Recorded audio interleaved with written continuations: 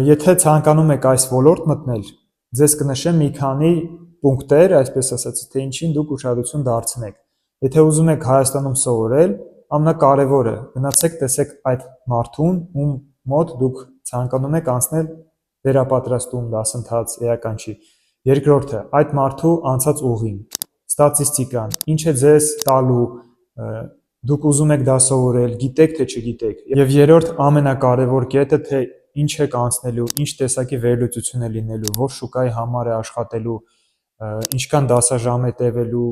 պրակտիկան, այսինքն այդ բոլոր մանրամասները ու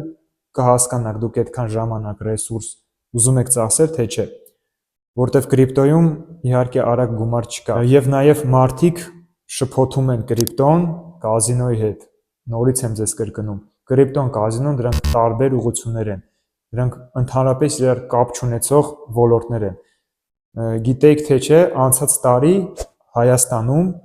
ընդհանուր կազինոների շրջանառությունը 20 միլիարդ դոլարի կարգ է եղել։ Այսինքն դուք պատկերացնում եք ինչ թիվ է։ Մարդիկ կրիպտոյին չեն հավատում, ֆորեքսին, ընդհանուր այս թրեյդինգին չեն հավատում, բայց իրանք հավատում են այն ամեն ինչին, ինչը որ դու միշտ գիտես, որ այսպես ասած փող ես կորցնելու։ Կլինի 1 ամիս, 1 տարի, էական չի։ Կազինոն արդյունք երբեք էլ չի տա, քանի որ սա հիվանդություն է։ Իսկ թրեյդինգը դա բարդ մասնագիտություն է,